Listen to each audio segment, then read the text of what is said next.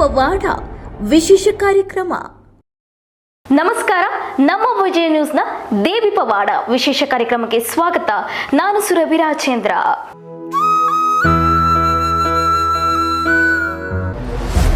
ದೇವಿ ಪವಾಡ.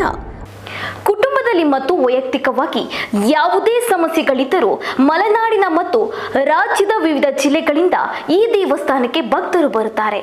ಹಾಗಾದ್ರೆ ಯಾವುದು ಆ ದೇವಸ್ಥಾನ ಅಂತೀರಾ? ಇಲ್ಲಿದೆ ನೋಡಿ ಸಂಪೂರ್ಣ ಮಾಹಿತಿ. ಹೌದು, ಶಿವಮೊಗ್ಗ ಜಿಲ್ಲೆಯಲ್ಲಿ ಪ್ರಸಿದ್ಧ ಮತ್ತು ಪವಾಡ ಕ್ಷೇತ್ರ ಎನ್ನುವ ಹೆಗ್ಗಳಿಕೆ ಗಳಿಸಿರುವ ಪ್ರತ್ಯಂಗಿರಾ ದೇವಿ ಅಮ್ಮನವರ ದೇವಸ್ಥಾನವಿದೆ.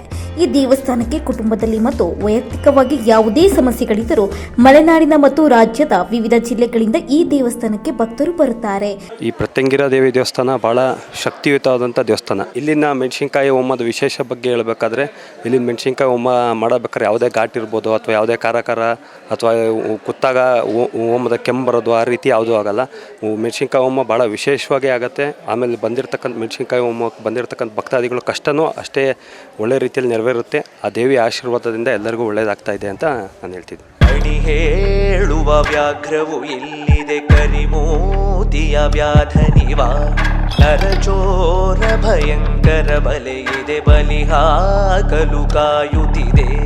ಅಣಿ ಹೇಳುವ ವ್ಯಾಘ್ರವು ಇಲ್ಲಿದೆ, ಕರಿಮೋತಿಯ ವ್ಯಾಧನಿವ.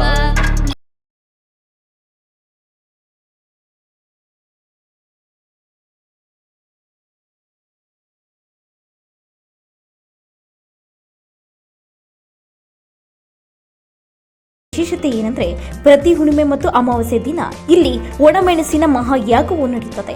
ಯಾವುದೇ ಕಷ್ಟಗಳು ಇದ್ದರೂ ಈ ಮಹಾಯಾಗದಲ್ಲಿ ಭಕ್ತರು ಬಂದು ಪೂಜೆ ಸಲ್ಲಿಸಿದ್ರೆ ಅವರ ಎಲ್ಲ ಕಷ್ಟಗಳು ದೂರವಾಗುತ್ತವೆ ಎನ್ನುವ ನಂಬಿಕೆ ಇದೆ. ಅದರಲ್ಲೂ ಶತ್ರು ಮತ್ತು ಮಾಟಮಂತ್ರ ಇತ್ಯಾದಿ ಸಮಸ್ಯೆಗಳು ಈ ದೇವಿ ಸನ್ನಿಧಾನದಲ್ಲಿ ಪರಿಹಾರವಾಗುತ್ತದೆ. ಒಣಮೆಣಸಿನಕಾಯಿ ಯಾಗ ಮಾಡಿದರೂ ಇಲ್ಲಿ ಸ್ವಲ್ಪವೂ ಘಾಟು ಇರುವುದಿಲ್ಲ. ಇದೇ ಈ ದೇವಿಯ ಕ್ಷೇತ್ರದ ಪವಾಡ. ಒಣಮೆಣಸಿನಕಾಯಿ ಸುಟ್ಟರೆ ಅದರ ಘಾಟಿಗೆ ಯಾರೂ ಇಲ್ಲಿ ನಿಲ್ಲಲು ಸಾಧ್ಯವಿಲ್ಲ. ಆದರೆ ಇಲ್ಲಿ ಇದ್ಯಾವುದೂ ಇರುವುದಿಲ್ಲ. ಹಾಗೆ ಇಲ್ಲಿ ಬರುವಂತಹ ಪ್ರತಿಯೊಬ್ಬ ಭಕ್ತರು ತಾವೇ ತಂದಂತಹ ಒಣಮೆಣಸಿನಕಾಯಿಯನ್ನು ಅರಿದು ದೇವರಿಗೆ ಹಚ್ಚುವ ಮೂಲಕ ತಮ್ಮ ಕಷ್ಟಗಳನ್ನು ನಿವಾರಿಸಿಕೊಳ್ಳುತ್ತಾರೆ. ಹೀಗೆ ವಿವಿಧ ಭಾಗಗಳಿಂದ ಸಾವಿರಾರು ಭಕ್ತರು ಇಲ್ಲಿ ಆಗಮಿಸಿ ತಮ್ಮ ಕಷ್ಟಗಳನ್ನು ನಿವಾರಿಸಿಕೊಳ್ಳುತ್ತಾರೆ. ಅದಕ್ಕೆ ನನಗೆ 6 ವರ್ಷದಿಂದ ಆಕ್ಸಿಡೆಂಟ್ ಆಗಿತ್ತು. ಸ್ಪೈನಲ್ ಕಾರ್ಡ್ ಆಪ್ರೇಷನ್ ಆಗಬೇಕಾಗಿತ್ತು. ನನಗೆಲ್ಲದರೂ ತುಂಬ ದುಡ್ಡಿಂದ ಅಭಾವ ಜಾಸ್ತಿ ಆಗಿತ್ತು. ಅದಕ್ಕೋಸ್ಕರ ತಾಯಿ ತಗ ಬಂದು ಮರ ಬಿದ್ದೆ. ಆ ತಾಯಿ ನನಗೆ 2 ತಿಂಗಳಿಗೆ ಆಪ್ರೇಷನ್ ಮುಗಿಸ್ಕೊಟ್ಲು. ಅದು ಫ್ರೀಯಾಗಿ ಮುಗಿಸ್ಕೊಟ್ಲು. ಅದು ನಂಜಪ್ಪ ಹಾಸ್ಪಿಟಲಲ್ಲಿ ₹1 ಖರ್ಚೆಲ್ಲ ಮುಗಿಸ್ಕೊಟ್ಲು. ಅದೊಂದು ಖುಷಿ ಪಡ್ತೀನಿ ಸರ್, ಹೇಳ್ತೀನಲ್ಲ. ಈ ದೇವಸ್ಥಾನದಲ್ಲಿ ಯಾವುದೇ ರೀತಿಯಲ್ಲಿ ದುಡ್ಡು ಕಾಸು ಏನಿಲ್ಲ. ಯಾರು ಬೇಕಾದ್ರೂ ಬಂದು ಅವ್ರ ಆರೋಗ್ಯಗಳ ಸಮಸ್ಯೆ, ಅವ್ರಿಗೆ ಏನೋ ಸಮಸ್ಯೆ ಇದ್ರೂ ಬಂದು ಇದು ಕಷ್ಟಗಳು ತೀರಿಸ್ಕೊಂಡು ಹೋಗ್ಬೋದು.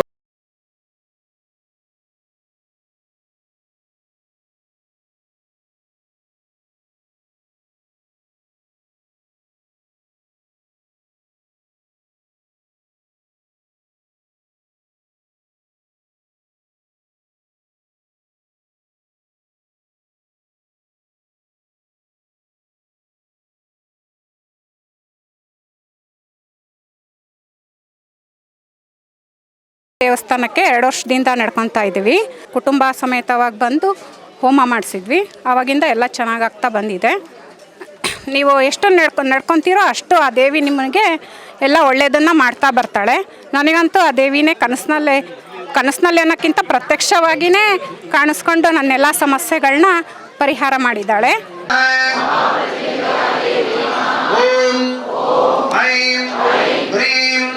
ಶ್ರೀಂ ಮಹಾಮೃತ್ಯುಂಜಯ ದೇವ್ಯೈ ನಮಃ.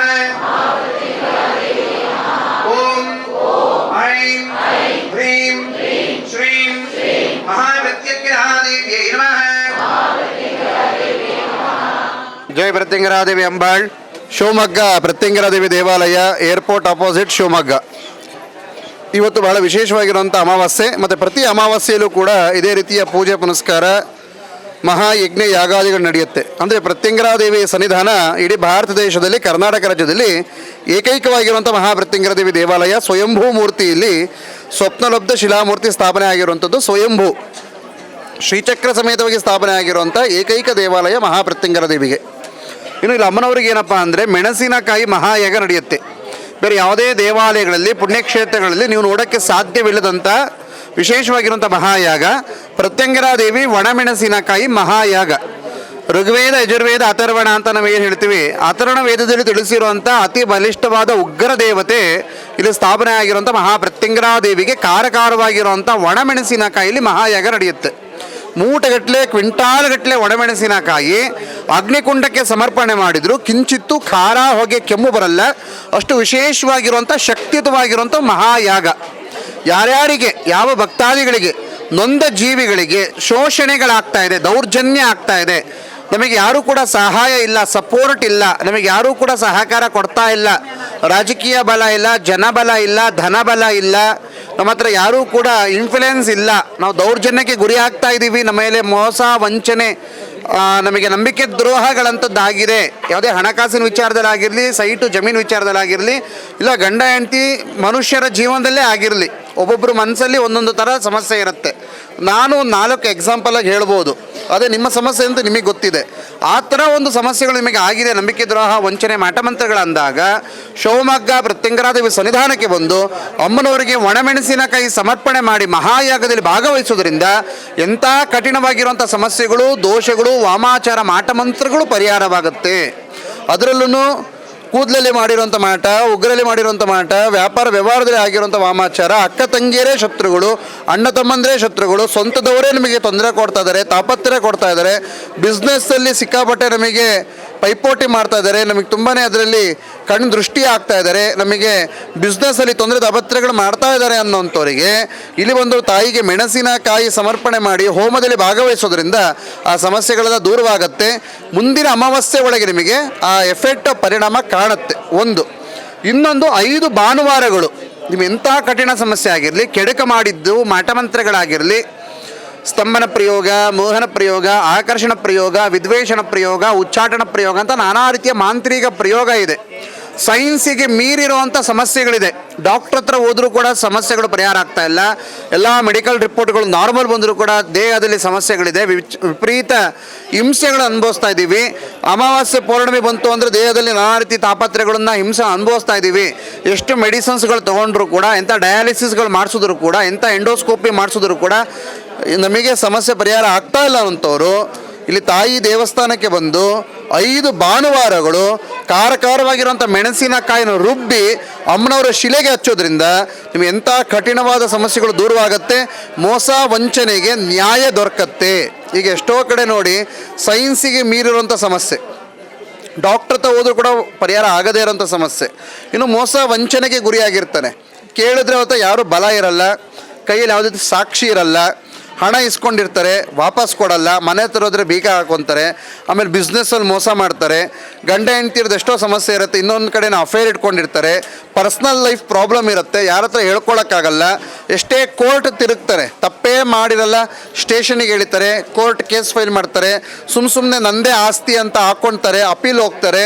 ಈ ಥರದೆಲ್ಲ ಸಮಸ್ಯೆಗೆ ನಾವು ನಮ್ಮ ಹತ್ರ ಒಳ್ಳೇದು ಕಾಣ್ತಾ ಇಲ್ಲ, ಸುಮ್ಮನೆ ಟೈಮ್ ವೇಸ್ಟ್ ಆಗ್ತಾ ಇದೆ, ನಾವು ಇದರಿಂದ ಹೊರಬರಬೇಕು, ನಮಗೆ ನ್ಯಾಯ ದೊರಕಬೇಕು ಅನ್ನೋರು ಮಹಾಪ್ರತ್ಯಂಗರ ತಾಯಿಲಿ ಬಂದು ಮೆಣಸಿನಕಾಯಿ ರುಬ್ಬಿ ಅಮ್ಮನವರಿಗೆ ಹಚ್ಚೋದ್ರಿಂದ 5 ಭಾನುವಾರ ನಿಮ್ಮೆಂಥ ಬಲಿಷ್ಠವಾದ ಸಮಸ್ಯೆಗಳು ಪರಿಹಾರವಾಗುತ್ತೆ. ಅದಕ್ಕೆ ಸಾಕ್ಷಿ ಇಲ್ಲಿ ಬಂದಿರುವಂಥ ಇಷ್ಟು ಭಕ್ತ ಸಮೂಹ. ಇದು ಯಾವುದೇ ಒಂದು ರಾಜಕೀಯ ಕಾರ್ಯಕ್ರಮ ಅಲ್ಲ, ಯಾವುದೇ ಸಿನಿಮಾ ಶೂಟಿಂಗ್ ಅಲ್ಲ, ಜನನೇ ಸ್ವಯಂ ಪ್ರೇರಿತರಾಗಿ ಬಂದು ಆ ಪರಿಹಾರದ ಮಾರ್ಗಗಳನ್ನು ಕಂಡು ಒಳಿತನ್ನು ಕಾಣ್ತಾ ಇದ್ದಾರೆ. ದೌರ್ಜನ್ಯಕ್ಕೆ ಅದಾದಮೇಲೆ ಮೋಸ ವಂಚನೆಗೆ ಗುರಿಯಾಗಿರುವಂಥವ್ರು ಇಲ್ಲಿ ನೊಂದ ಜೀವಿಗಳಿಗೆ ಪರಿಹಾರದ ಮಾರ್ಗ ಕಾಣ್ತಾ ಇದೆ. ಇನ್ನು ದೇಹದಲ್ಲಿ ಬಾಧೆ ಇರುವಂಥ ರಾತ್ರಿ ಇಲ್ಲೇ ಮಲಗಬೇಕು. ದೇವಸ್ಥಾನಕ್ಕೆ ಬರುವಂಥ ಭಕ್ತಾದಿಗಳು ಒಣಮೆಣಸಿನಕಾಯಿನ ತೊಗೊಂಡು ಬಂದು ಮಹಾಯಾಗದಲ್ಲಿ ಭಾಗವಹಿಸಿ ಪ್ರತಿ ಅಮಾವಾಸ್ಯೆ ಪ್ರತಿ ಪೌರ್ಣಮಿಯಲ್ಲಿ ನಡೆಯುತ್ತೆ. ಬರುವಂಥ ಭಕ್ತಾದಿಗಳಿಗೆ ದೇವಸ್ಥಾನದಿಂದ ಮೂಲಭೂತ ಸೌಕರ್ಯಗಳು ಏನೇನು ಕಲ್ಪಿಸ್ಕೊಡೋದಕ್ಕೆ ಸಾಧ್ಯ ಇದೆಯೋ, ಊಟ ತಿಂಡಿ ವಿಚಾರ ಆಗಿರ್ಬೋದು, ಮಲ್ಕೊಳ್ಳೋಕ್ಕೆ ಅವರಿಗೆ ಚಾಪೆ ಬೆಡ್ಶೀಟ್ಗಳಾಗಿರ್ಬೋದು, ಸ್ನಾನ ಶೌಚಾಲಯಕ್ಕಾಗಿರ್ಬೋದು, ದೇವಸ್ಥಾನ ಆಡಳಿತ ಮಂಡಳಿ ಕಲ್ಪಿಸ್ಕೊಟ್ಟಿದೆ. ಇನ್ನೊಂದು ವಿಚಾರ ಮಾಧ್ಯಮದ ಮುಖಾಂತರವಾಗಿ ಹಿಂದೆನೂ ನಾನು ಕಾರ್ಯಕ್ರಮದಲ್ಲಿ ಹೇಳಿದ್ದೀನಿ, ಈಗಲೂ ಹೇಳೋಂಥ ವಿಚಾರ ಏನಪ್ಪ ಅಂದರೆ, ಈ ದೇವಾಲಯ ಯಾವುದೇ ರಾಜಕಾರಣಿಗಳ ಹತ್ರ, ಯಾವುದೇ ಪೊಲಿಟಿಷಿಯನ್ಸ್ಗಳ ಹತ್ರ, ಯಾವುದೇ ಗೌರ್ಮೆಂಟು ದೇಣಿಗೆಗಳನ್ನು ಗ್ರ್ಯಾಂಟ್ಸ್ಗಳನ್ನು ತಗೊಂಡು ಇಲ್ಲ ಚಂದ ವಸೂಲಿ ಮಾಡಿ ಇಲ್ಲಿ ನಿರ್ಮಾಣ ಆಗಿಲ್ಲ. ಇಷ್ಟು ದೊಡ್ಡ ಏರ್ಪೋರ್ಟ್ ಮುಂದೆ ಬೆಳಬಾಳೋ ಅಂಥ ಜಾಗವನ್ನೇ ದೇವಸ್ಥಾನಕ್ಕೋಸ್ಕರವಾಗಿ ಸಮರ್ಪಣೆ ಮಾಡಿ ಇಲ್ಲಿ ಯಾವುದೇ ಹಣ ಮಾಡುವಂಥ ಉದ್ದೇಶ ನಮ್ಮಲ್ಲಿಲ್ಲ. ಮತ್ತು ಯಾವುದೇ ರಾಜಕಾರಣಿಗಳ ಹತ್ರ ಹೋಗಿ ದುಡ್ಡು ಇಸ್ಕೊಂಬಂದು ದೇವಸ್ಥಾನ ನಡೆಸಲ್ಲ, ದೇವಸ್ಥಾನ ಕಟ್ಟಿಲ್ಲ. ಭಕ್ತಾದಿಗಳು ಯಾರು ಒಳಿತನ್ನು ಕಂಡಿದ್ದಾರೆ ಅವ್ರು ಒಳ್ಳೇದಾದ್ಮೇಲೂ ಕೂಡ ಡೊನೇಷನ್ ಕೊಡಿ ಅಂತ ನಮ್ಮ ದೇವಸ್ಥಾನ ಕೇಳಲ್ಲ. ಇದು ಧರ್ಮವಾಗಿ ನಡೀತಾ ಇದೆ, ಸತ್ಯವಾಗಿ ನಡೀತಾ ಇದೆ. ಜನಗಳು ಕಷ್ಟ ಕಾರ್ಪಣ್ಯಗಳು ಪರಿಹಾರವಾಗ್ತಾ ಇದೆ. ಹೋಮ ಯಜ್ಞ ಯಾಗಾದಿಗಳು ನಡೀತಾ ಇದೆ. ಜನಗಳಿಗೆ ಅನ್ನಪ್ರಸಾದ ವಿನಿಯೋಗ ಆಗ್ತಾ ಇದೆ. ಜನಗಳು ಕಷ್ಟದಿಂದ ಪರಿಹಾರ ಆಗ್ತಾ ಇದ್ದಾರೆ. ಆ ತಾಯಿ ಜಗನ್ಮಾತೆ ಆದಿಪರಾಶಕ್ತಿ ಮಹಾಪ್ರತ್ಯಂಗರಾದೇವಿ ಏನು ಆದೇಶ ಮಾಡಿದ್ದಾರೆ ಆ ಪ್ರಕಾರವಾಗಿ ಇಲ್ಲಿ ನಡ್ಕೊಂಡು ಹೋಗ್ತಾ ಇದೆ. ಅದಕ್ಕೆ ಸಾಕ್ಷಿ ಜನಗಳೇ ಇದ್ದಾರೆ. ಇನ್ನು ಕೊನೆಯದಾಗಿ ಏನಪ್ಪ ಅಂದರೆ, ಇವತ್ತು ನೀವು ಬಂದಿದ್ದೀರಾ, ನೆಕ್ಸ್ಟು ಇನ್ನು 30 ದಿನ ಕರೆಕ್ಟಾಗಿ ಅಮಾವಾಸ್ಯೆ ಬರುತ್ತೆ. ನೀವೇ ಬನ್ನಿ, ಇದೇ ಕ್ಯಾಮ್ರಾ ಎತ್ಕೊಂಡ್ಬನ್ನಿ, ಇವತ್ತು ಜನಗಳ ಹತ್ರ ಮಾತಾಡ್ಸೋಗಿ. ಇವತ್ತು ನೀವೇನು ಸಮಸ್ಯೆ ಹೊತ್ತು ಬಂದಿದ್ದೀರಾ, ಏನು ಹುಷಾರಿಲ್ಲ, ನಿಮ್ಮ ಸಮಸ್ಯೆ ಏನು ಕೇಳಿ. ಇವತ್ತು ಬಂದು ತಾಯಿಲಿ ಪ್ರಾರ್ಥನೆ ಮಾಡಿ ಮೆಣಸಿನ್ಕಾಯಿ ಕೊಟ್ಟು ಮೆಣಸಿನ್ಕಾಯಿ ರುಬ್ಬು ಹಚ್ಚಿದಿರಲ್ವ, ಮುಂದೆ ಬರೋದ್ರೊಳಗೆ ನಿಮ್ಮ ಪರ್ಸೆಂಟೇಜ್ ಸಮಸ್ಯೆ ಪರ್ಸೆಂಟೇಜು ಎಷ್ಟು ರಿಕವರ್ಮೆಂಟ್ ಆಗಿದೆ, ಎಷ್ಟು ಪ್ರೋಗ್ರೆಸ್ ಇದೆ, ಎಷ್ಟು ಒಳ್ಳೆಯದನ್ನು ಕಂಡಿದ್ದೀರಾ ಅನ್ನೋದನ್ನು ಜನಗಳ ಬಾಯಲ್ಲಿ ನೀವೇ ಕೇಳಿ. ಯಾವುದೂ ಕಣ್ಕಟ್ಟಿಲ್ಲ, ಯಾವುದೂ ಮುಖ ಕಟ್ಟಿಲ್ಲ, ಯಾವುದೂ ಕೂಡ ಇಲ್ಲಿ ಇನ್ಫ್ಲುಯೆನ್ಸ್ ಆಗಿ ನಡೆಯಲ್ಲ. ಜನಗಳೇ ಸ್ವಯಂ ಪ್ರೇರಿತವಾಗಿ ಮಾಡ್ತಾ ಇರೋವಂಥದ್ದು. ನೀವು ಜನಗಳ ಬಾಯಲ್ಲೇ ಕೇಳಿ ಏನು ಒಳ್ಳೇದಾಗಿದೆ ಅಂತ. ನೆಕ್ಸ್ಟ್ ಬಂದು ಕೇಳಿದಾಗ ಅವ್ರ ಬಾಯಲ್ಲೇ ಅವ್ರು ಒಳ್ಳೇದನ್ನು ಅವ್ರು ಹೇಳ್ತಾರೆ. ಅವರು ನಡೀತಾ ಇರೋದು ಎಲ್ಲ ಊರುಗಳಿಂದ. ಇಂಥ ಊರು ಅಂಥ ಊರು ಅಂತಲ್ಲ, ಇಡೀ ನಮ್ಮ ಕರ್ನಾಟಕ ರಾಜ್ಯದ ಪ್ರತಿ ಹಳ್ಳಿ ಜಿಲ್ಲೆಗಳಿಂದನೂ ಕೂಡ ಭಕ್ತ ಸಮೂಹ ಬರ್ತಾ ಇದೆ, ಒಳ್ಳೆಯದನ್ನು ಕಾಣ್ತಾ ಇದ್ದಾರೆ. ಅವರ ಕಷ್ಟಗಳು ಪರಿಹಾರವಾಗ್ತದೆ. ಹೊರ ರಾಜ್ಯ ಹೊರ ದೇಶಗಳಿಂದನೂ ಕೂಡ ಭಕ್ತ ಸಮೂಹ ಬರ್ತಾ ಇದ್ದಾರೆ. ಜಾತಿ ಮತ ಪಂಥ ಭೇದ ಭಾವವಿಲ್ಲದೆ, ಬಡವ ಶ್ರೀಮಂತನ ತಾರತಮ್ಯವಿಲ್ಲದೆ ಎಲ್ಲರಿಗೂ ಕೂಡ ದೇವಸ್ಥಾನ ಮಹಾಪ್ರತ್ಯಂಗರ ದೇವಿ ಸನ್ನಿಧಾನ ಶಿವಮೊಗ್ಗ ಅವಕಾಶ ಕಲ್ಪಿಸಿಕೊಟ್ಟಿದ್ದೀವಿ. ಎಷ್ಟು ವರ್ಷ ಆಯಿತು ನಿರ್ಮಾಣ ಆಗಿದೆ? ಈ ದೇವಾಲಯ ನಿರ್ಮಾಣ ಆಗಿ ಸರಿಸುಮಾರು ಈಗ 8 ವರ್ಷಗಳಾಗಿದೆ. ಗರ್ಭಗುಡಿಯಲ್ಲಿ ಸ್ಥಾಪನೆ ಆಗಿರುವಂಥ ವಿಗ್ರಹ ಸ್ವಯಂಭೂ ಆಗಿ ನನ್ನ ಕನಸಲ್ಲಿ ಜಗನ್ಮಾತೆ ಆದಿಪರಾಶಕ್ತಿ 16ನೇ ವಯಸ್ಸಲ್ಲೇ 9th ಓದಬೇಕಾದ್ರೇ ಕನಸಲ್ಲಿ ಬಂದು ಪ್ರತ್ಯಕ್ಷವಾಗಿ ಮಾತಾಡಿ, ಇಂಥ ಜಾಗದಲ್ಲಿ ನಾನು ಇದೀನಿ, ಕರ್ಕೊಂಡೋಗಿ ದೇವಸ್ಥಾನ ನಿರ್ಮಾಣ ಮಾಡಬೇಕು ಅಂದಾಗ ಸ್ವಯಂಭೂ ಆಗಿ ಆ ವಿಗ್ರಹ ಸ್ವಪ್ನ ಲಬ್ಧ ಮೂಲ ಶಿಲಾಮೂರ್ತಿ ಇವತ್ತೇನು ದರ್ಶನ ಮಾಡ್ತಾ ಇದ್ದೀರಾ ಗರ್ಭಗುಡಿಯಲ್ಲಿ, ಅದು ಸ್ವಯಂಭೂ ಆಗಿ ದೇವಿ ಸ್ಥಾಪನೆ ಆಗಿರೋದು. ಎಲ್ಲ ಕಡೆಯೂ ದೇವರ ವಿಗ್ರಹ ಸಿಗುತ್ತೆ ಅಂದರೆ ಒಂದು ಕಲ್ಲಿನ ಥರ ಇರುತ್ತೆ, ಅದಕ್ಕೆ ನಿರ್ದಿಷ್ಟವಾಗಿರೋಂಥ ಆಕಾರ ಇರಲ್ಲ. ಇಲ್ಲಿ ಗರ್ಭಗುಡಿಯಲ್ಲಿ ಅಮ್ಮನವ್ರನ್ನ ನೋಡಿ ಈಗ ಪ್ರತ್ಯಕ್ಷವಾಗಿ ಅಮ್ಮನವ್ರು ಎದ್ದು ಬರ್ತಾರೆ ಅನ್ನೋದು ಸ್ಪಷ್ಟವಾಗಿ ಸಿಂಹದ ಮುಖವನ್ನು, ಸ್ತ್ರೀಯ ದೇಹವನ್ನು, ಮಹಾಸಿಂಹವಾಹಿನಿಯಾಗಿ ಕೈಯಲ್ಲಿ ಖಡ್ಗ ರಕ್ತಕಪಾಲವನ್ನು ಧಾರಣೆ ಮಾಡಿರುವಂಥ ವಿಗ್ರಹವೇ ಪೂರ್ತಿಯಾಗಿ ಕನಸಲ್ಲಿ ಬಂದು ಸಿಕ್ಕಿರೋದು ನನಗೆ. ಅದಕ್ಕೆ ದೇವಾಲಯ ನಿರ್ಮಾಣ ಮಾಡಿರೋದು. ಇದು ಅಷ್ಟೊಂದು ವಿಶೇಷ. ಇಲ್ಲಿ ಧರ್ಮ ನಡೀತಾ ಇದೆ, ಸತ್ಯ ನಿಂತಿದೆ, ಅಷ್ಟು ಮಾತ್ರ ಹೇಳ್ತೀನಿ. ಎಸ್ ವೀಕ್ಷಕರೇ, ನೋಡಿದ್ರಲ್ಲ ಪ್ರತ್ಯಂಗಿರ ದೇವಿ ಪವಾಡ ಎಂತಹುದು ಎಂದು. ಎಸ್, ಇದಾಗಿತ್ತು ಈ ಹೊತ್ತಿನ ವಿಶೇಷ. ಮತ್ತಷ್ಟು ಮಾಹಿತಿಗಾಗಿ ನೋಡ್ತಾ ಇರಿ ನಮ್ಮ ವಿಜಯ ನ್ಯೂಸ್. ಭರವಸೆಯೇ ಬದುಕಿನ ವಿಜಯ.